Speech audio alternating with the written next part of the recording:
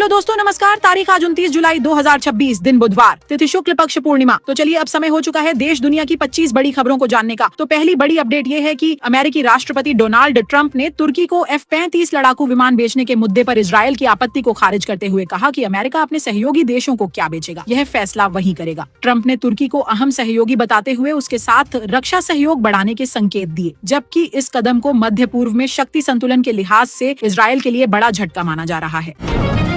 भारत का पहला private orbital rocket विक्रम-1 सफलतापूर्वक लॉन्च किया गया है। हैदराबाद की स्काई रूट एरोस्पेस ने इस रॉकेट को खुद तैयार कर श्रीहरिकोटा से सफलतापूर्वक अंतरिक्ष में भेजा। कंपनी की स्थापना इसरो के 2 पूर्व वैज्ञानिकों ने की थी। इस सफलता को भारत के निजी अंतरिक्ष क्षेत्र के लिए एक बड़ी उपलब्धि माना जा रहा है। रामपुर की जौहर यूनिवर्सिटी पर प्रस्तावित बुलडोजर कार्रवाई को फिलहाल रोक दिया गया है। मुरादाबाद मंडल के आयुक्त ने अगली सुनवाई तक ध्वस्तीकरण पर अंतरिम रोक लगाने का आदेश दिया है। इससे पहले रामपुर विकास प्राधिकरण ने बिना अनुमति बने 38 भवनों को हटाने का नोटिस जारी किया था, जबकि विश्वविद्यालय प्रबंधन ने इस कार्रवाई को अदालत में चुनौती देने की बात कही है। महाराष्ट्र लोक सेवा आयोग की ड्रग इंस्पेक्टर भर्ती परीक्षा में पेपर लीक के आरोपों के बाद सियासत तेज हो गई है। एनसीपी नेता रोहित पवार ने परीक्षा में करोड़ों की अनियमितता का आरोप लगाते हुए सीबीआई जांच की मांग की है। वहीं एमपीएससी ने शिकायत मिलने के बाद मामले की जांच शुरू कर दी है और सभी संबंधित पक्षों से पूछताछ की जा रही है। देश में जल्द ही 10 और 20 के पॉलीमर यानी प्लास्टिक नोटों का ट्रायल शुरू किया जाएगा। केंद्र सरकार की मंजूरी के बाद रिजर्व बैंक 100 करोड़ यानी कुल 200 करोड़ प्लास्टिक नोट छापेगा। यदि यह ट्रायल सफल रहता है तो भविष्य में अन्य मूल्य वर्ग के पॉलीमर नोट भी जारी किए जा सकते हैं। हालांकि मौजूदा कागज के नोट पहले की तरह चलते रहेंगे।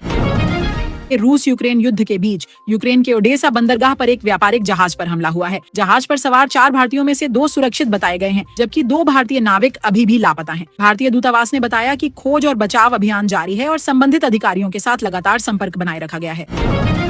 1 अगस्त से देश में CKYC 2.0 सिस्टम लागू किया जा सकता है, जिससे बैंक, म्यूचुअल फंड और बीमा जैसी सेवाओं के लिए बार-बार KYC कराने की जरूरत नहीं पड़ेगी। नए सिस्टम में एक ही बार की गई KYC सभी वित्तीय संस्थानों में मान्य होगी और यूजर की OTP आधारित सहमति से सुरक्षित तरीके से डेटा साझा किया जाएगा। इससे कागजी कार्रवाई कम होगी और KYC प्रक्रिया पहले से अधिक आसान और पारदर्शी बनेगी। देश भर में मानसून ने एक बार फिर रफ्तार पकड़ ली है। मौसम विभाग ने 18 राज्यों में भारी से बहुत भारी बारिश, तेज आंधी और वज्रपात का अलर्ट जारी किया है। गुजरात और ओडिशा के कई इलाकों में रेड अलर्ट घोषित किया गया है, जबकि उत्तराखंड और हिमाचल प्रदेश में भूस्खलन और अचानक बाढ़ का खतरा बना हुआ है। मौसम विभाग ने लोगों से सतर्क रहने की अपील की है।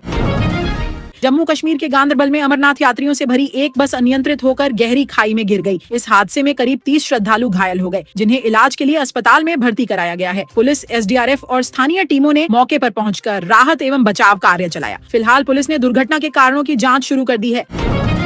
बिहार के पूर्वी चंपारण के मोतिहारी में जमीन के लालच में एक बेटे ने अपनी ही मां की धारदार हथियार से हत्या कर दी। पुलिस जांच में आरोपी ने अपना जुर्म कबूल करते हुए बताया कि उसे डर था कि उसकी मां अपनी जमीन बड़े बेटे के नाम कर देगी। पुलिस ने आरोपी बेटे को गिरफ्तार कर आगे की कानूनी कार्रवाई शुरू कर दी है। पंजाब के संगरूर में बीजेपी कार्यालय पर पेट्रोल बम से हमला किया गया, जिससे दफ्तर के बाहर विस्फोट हुआ और आग लग गई। हमलावरों ने कार्यालय की दीवारों पर काला पेंट भी पोत दिया। घटना में कोई जनहानि नहीं हुई है। पुलिस ने मामला दर्ज कर जांच शुरू कर दी है और हमलावरों की पहचान के लिए CCTV फुटेज खंगाली जा रही है। हरियाणा के पानीपत में इलाज में कथित लापरवाही का गंभीर मामला सामने आया है। परिजनों का आरोप है कि पैर की हड्डी टूटने के बाद अस्पताल में भर्ती कराई गई महिला का बिना परिवार की सहमति के दिल का ऑपरेशन कर स्टेंट डाल दिया गया, जिसके बाद इलाज के दौरान उसकी मौत हो गई। मामले में पुलिस ने डॉक्टरों के खिलाफ केस दर्ज कर जाँच शुरू कर दी है। राजस्थान हाईकोर्ट की मंजूरी के बाद जोधपुर की मंडोर ओपन जेल में उम्र कैद की सजा काट रहे 2 कैदी शादी के बंधन में बंधेंगे। अदालत ने कहा कि दोषी ठहराए जाने मात्र से किसी व्यक्ति के विवाह के अधिकार से उसे वंचित नहीं किया जा सकता। कोर्ट के निर्देशानुसार शादी जेल परिसर में सीमित मेहमानों की मौजूदगी में कराई जाएगी। आज के लिए बस इतना ही। मिलते हैं अगली वीडियो में, तब तक के लिए जय हिंद, जय भारत।